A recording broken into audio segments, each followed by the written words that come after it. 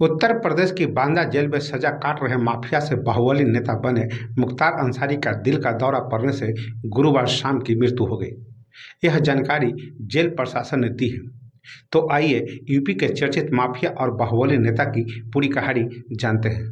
तो सबसे पहले नमस्कार, आप देख रहे हैं न्यूज़ और मैं आपके साथ विपिन। वांदा जिला जेल में बंद मुख्तार अंसारी के गुरुवार की शाम रानी दुर्गावती मेडिकल कॉलेज में भर्ती कराया गया था।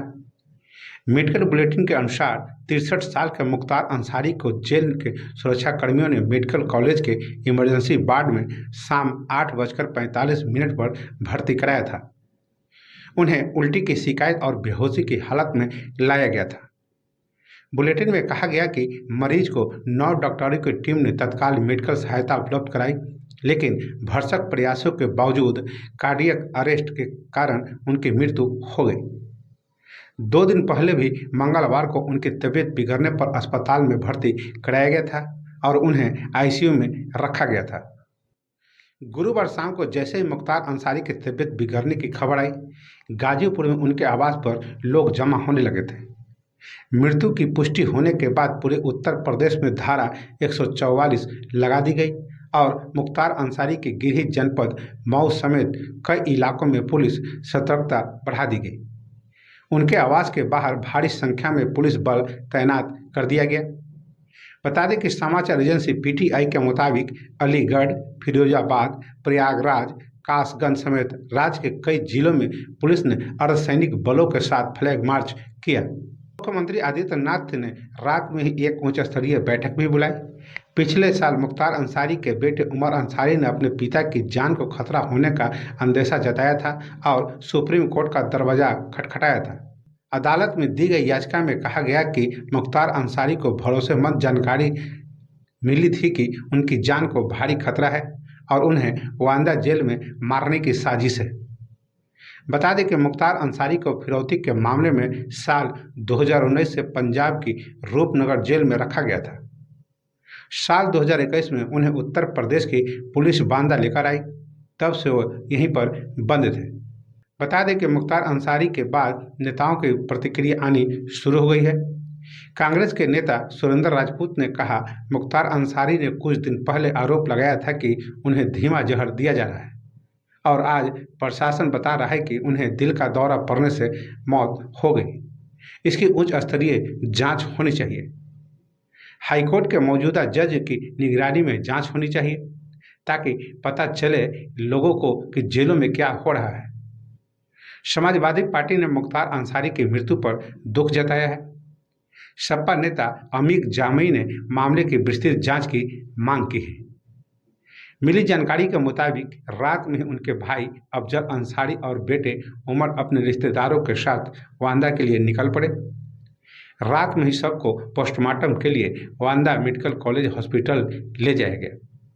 उनका शव गाजीपुर में उनके पैतृक निवास ले जाया जाएगा। माफिया से राजनेता बने उत्तर प्रदेश के पूर्वांचल में मऊ से 5 बार के विधायक चुने गए थे। पिछले साल अप्रैल में मुख्तार अंसारी को बीजेपी विधायक कृष्णानंद राय हत्या मामले में 10 साल की सजा सुनाई गई थी। उनके भाई और गाजीपुर से सांसद रहे अफजाल अंसारी को भी इस मामले में 4 साल की सजा सुनाई गई थी। गाजीपुर जिले के मोहम्मदाबाद थाने में दर्ज आपराधिक इतिहास के अनुसार मुख्तार अंसारी पर कुल 65 मुकदमे दर्ज थे। मुख्तार अंसारी पर 1996 में विश्व हिंदू परिषद के पदाधिकारी और कोयला व्यापारी नंदकिशोर रुकटा के अपहरण और बीजेपी विधायक कृष्णानंद राय की हत्या में शामिल होने पर मुकदमा दर्ज किया गया था। साल 2005 में कृष्णानंद राय की हत्या कर दी गई थी। पिछले कुछ सालों से अंसारी परिवार चर्चा में रहा। मऊ में अंसारी की कई कथित गैर कानूनी संपत्ति को ध्वस्त कर दिया गया था। सितंबर 2022 में इलाहाबाद हाई कोर्ट की लखनऊ बेंच ने मुख्तार अंसारी को एक जेलर को धमकाने के मामले में 7 साल की सजा सुनाई थी। यह मामला साल 2003 का था। इसके कुछ दिन बाद 1999 के एक मामले में गैंगस्टर एक्ट के तहत उन्हें 5 साल का सश्रम कारावास की सजा सुनाई गई और 50,000 रुपये का जुर्माना भी लगाया गया। जुलाई 2022 में मुख्तार अंसारी की पत्नी अफसा अंसारी और उनके बेटे अब्बास अंसारी को फरार घोषित कर दिया गया। अगस्त 2020 में लखनऊ विकास प्राधिकरण ने अफजाल अंसारी के घर को ढहा दिया। आरोप था कि ये घर गैरकानूनी तरीके से बनाया गया था। उन पर कुल विभिन्न अपराधों में 65 मुकदमे चल रहे थे। उन पर MCOCA Maharashtra control of organised crime act और गैंगस्टर एक्ट के तहत भी मामले दर्ज थे।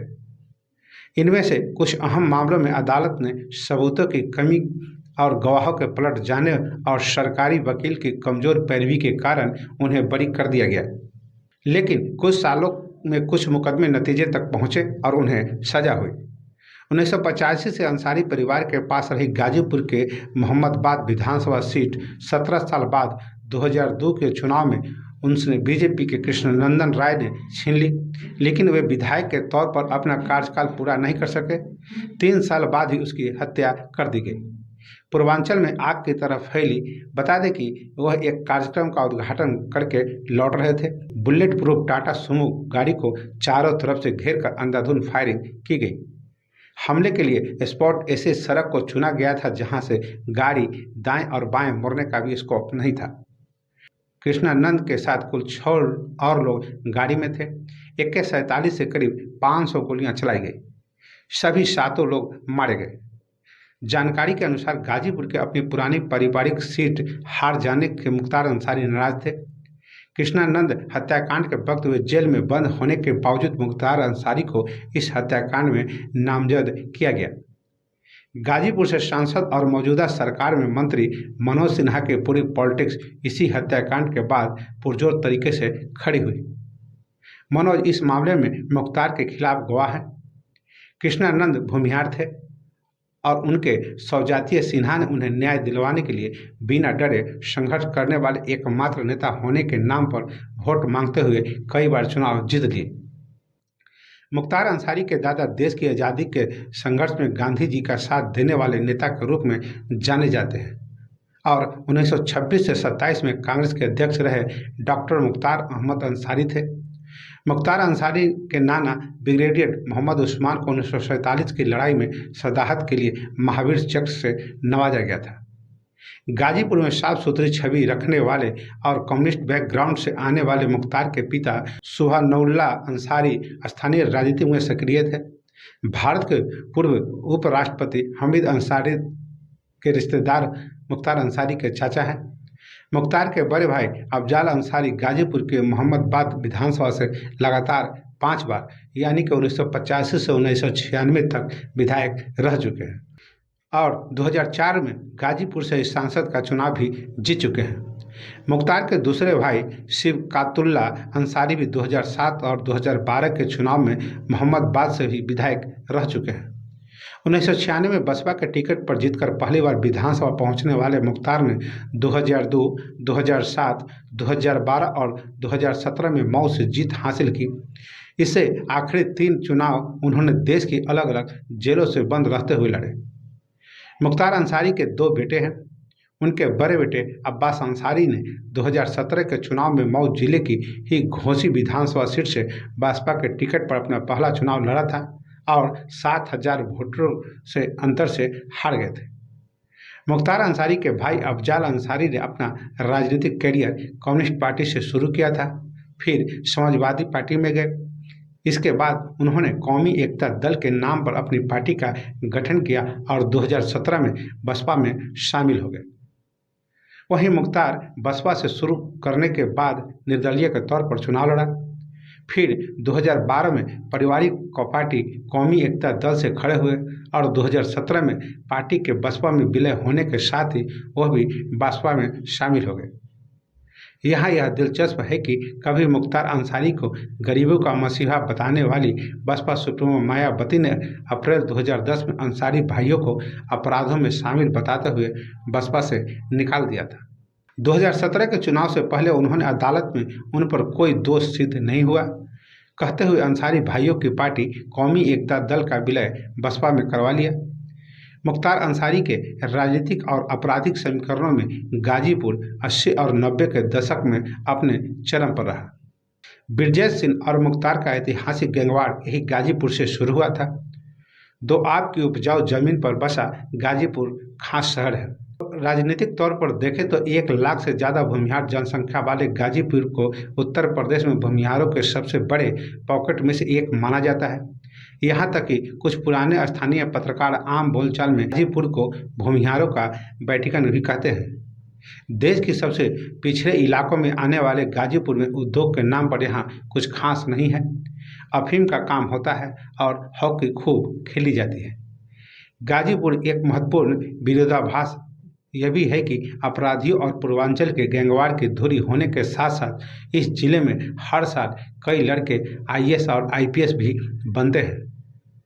मुख्तार अंसारी और उनके परिवार का राजनीतिक प्रभाव गाजीपुर से लेकर मऊ, जौनपुर, बलिया और बनारस तक है। सिर्फ 8 से 10% मुसलमान आबादी वाले गाजीपुर में हमेशा से अंसारी परिवार हिंदू वोट बैंक के आधार पर चुनाव जीतता रहा है। गाजीपुर के इस पूरे इलाके में स्थित मुख्तार अंसारी का पैतृक निवास बरका फाटक या बड़े दरवाजे के नाम से जाना जाता है। तो बस अभी के लिए इतना ही। अब हमें आज्ञा दीजिए। नमस्कार।